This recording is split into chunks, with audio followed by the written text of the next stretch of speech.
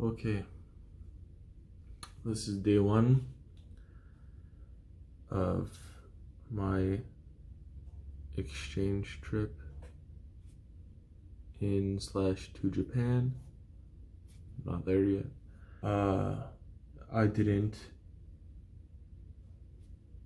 log what I did last night because I was really tired. But what ended up happening was after I landed through the airport, I went to pick up my luggage, as you do, because I, needed it because I was staying the night. So I went to pick up my luggage, and yeah, that was fine. I had to wait a few seconds and ask someone or two people where to go, but that was fine. It was the first one up. My problems started when I went to, go back to the lounges or find lounges. After 30 minutes of, not 30 minutes, like 15 minutes of walking around, I found someone that I could ask because there was not a lot of people there. Like, not a lot of workers there. I found someone to ask where the lounges are because I had lounge passes, and I explained to her that I had lounge passes. She directed me upstairs, up a level. She said, "Oh, they're through security." I said, "All of them?" She said, "Yes, all of them." I didn't feel like going through security again. So I was told that the lounges were through security, so I went through, or I tried to go through security. Then, I got there to the security checkpoint gate thing. Once there, the guy said, boarding pass. Showed him my boarding pass for today, which at the time was tomorrow. And he said, "You're too early for this flight, it's tomorrow." I said, "Yeah, I just got in. I just wanted to get my bags and go to a lounge." He basically said he didn't care, and that in his words, he said, "Are you stupid or something? Your flight's tomorrow." So I thought, oh, this is one guy. He has a bad attitude. Maybe I could find someone else that can, help me out. By this time, after I'd say an hour or so, I got to the more public areas of, the public side of the airport. And I had asked a worker, not sure what her position was, but I had asked the worker where the lounges are. And she gave me the same answer. I said, "Okay, could you help me out with this?" She said she couldn't, but to go to the information kiosk thing. And she said for my position, it was down one hallway and to the right, like 2 doors down. I did that. I did not find the information kiosk, and after another 30 minutes of looking, and there's lots of people, so it's kind of overwhelming, I found a little virtual assistant thing, like a computer screen that you see at the malls. So it says it has a little disability card on it, so I'm like, am I allowed to use this? I don't know. But I used it, so that was good. And it told me what everyone else told me, that all the lounges were after security, that I have to go through security to get them, or to go to them. But I couldn't go through security because my thing was tomorrow, or today now. So I'm looking at all the lounges, and then I see one on this list of lounges, and it's like, oh yeah, no, before security. So I click on it, and then I click on it again to get directions, and it says after security. So I ended up doing that like 2 or 3 times to, you know, I was hopeful. But I ended up coming to the conclusion that it was actually after security, and that there was an issue with the system or something. So all lounges were after security. Then, because I was planning on staying the night at the airport, just sleeping there, because I wasn't planning on getting much rest, to try to fix up my sleeping schedule before I get to Japan. Yeah, so I was planning on sleeping there, but I couldn't do that anymore because I was, instead of being after security where it's nice and like, you know, nicer, I was before security in the public area, and there was lots of people, and I was told that, you know, there wasn't many chairs either, so I couldn't take any chairs. There wasn't really anywhere to sit down. Like, I mean, it wasn't really anywhere as in, like, I could have sat down in the middle of traffic, you know. Did I want to? No. So, long story short, I, after many calls back and forth with my mom and my dad and my brother and my girlfriend, just decided to, you know, stay the night at a hotel. That's the point. When I got back last night, I got to the hotel room. I was talking to my mom. She had paid for it online using hotels.com or Expedia or Trivago or I don't know, something. But I had received the confirmation for it. So I make my way here and I go to check in with all of my bags. They say, okay, great, you know, what's it under? I give the name, it's under Beneteau. It might be Shelly Beneteau, it might be Riley Beneteau Price, but last name's Beneteau. She says, yeah, Shelly Beneteau, I see it here. I was like, that's great, you know, finally something's going my way, something's nice and easy. Things were not going my way. So, as you do, you take out ID and a credit card. So, me being a minor who doesn't have his driving license yet, the only ID I had was my passport. So I go to take out my passport, and what do I not see beside my passport? Because I have a little open book thingy right here. What do I not see beside my passport? See this empty slot up here? That shouldn't be empty. Beside my passport is not my credit card. So after a lot of back and forth with the person that works at the desk, you know, and calling my mom back and forth because I now lost my credit card, I was let into the room because I have pictures of my credit card and I have, you know, my passport on me and a bunch of other cards that say I'm who I am. So, and the room had already been paid for. I just had to pay for the security deposit. It was $50. So I get to my room, and as some might assume, you know, my mom wasn't happy with me because I was causing her lots of problems.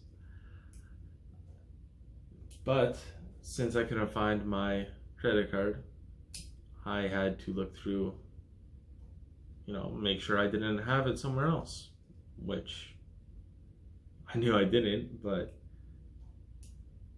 what am I gonna do? It's the smart thing to do, right? So I looked through my suitcase, my carry-on, and my little man purse here. See, look, guys, you got my man purse, my suitcase, and my carry-on. Oh, fuck. I looked through all of those. Guess what I didn't find? My credit card. So after determining that I didn't have my credit card, the next thing, other than, you know, making sure someone didn't use my credit card, was to make sure that I had money I could use. So I go to my debit card, right? There's nothing in it because it was just a blank card. Well, there's like 50 bucks in it, but it was just a card that was just like, okay, travel, you know. Go to use the card, or check online, and I had money sent to it. And I go to, like, after I check online, everything's fine, but I've had trouble accepting money for the past like month through it. And it told me that it was originally that it was because there was maintenance being done on the system. So I get the notification the money has been sent. I go to accept the money, and it does not allow me to accept it. It says it can't be done at this time, blah, blah, blah, you know, try again later. And then an error code. So I'm like, are you fucking kidding me? I can't deal with this. So I call my bank, you know, the number on the back of your card, to see what's up, because I need the money. You know, I'm in Toronto, 400 kilometers away from my home, with no money, and I have a flight to Japan in 5 hours. Ain't that fun? So I call my bank. I am waiting for a answering person, like a financial aid person, to answer the phone, right? Pick up the phone. And after this time, it's like 12 at night. All the other events came up to like 5 hours or 6 hours worth of fucking time. You know, searching my stuff was like an hour or 2 hours. And then, because I searched it well, I even took out the linings of my luggage. And then I was on call for an hour with my bank before anyone even answered. So someone answers. I explained to them my situation. I'm really disappointed at this time because of, you know, the bullshit that has happened. And I, you know, I say like, I need the money, right? I need to be able to accept the money. She says, okay, we'll have to transfer you to the fraud department. I'm like, is that, you know, necessary? Can you just, because she thought that it was because of the account I had before that had fraud issues on it. But that was already reported and dealt with. So me thinking that it was also that, because we had many problems with that, I was just saying, like, you know, can you just remove that account? It has nothing to do with my 2 other accounts, my savings and checkings. Remove that, please. She's like, I don't have the authority to do that. I was like, are you fucking serious? Then it was late at night. I thought, I'm not dealing with this. I told her, let me speak to your manager, your boss. So after another 10-15 minutes on hold, I get on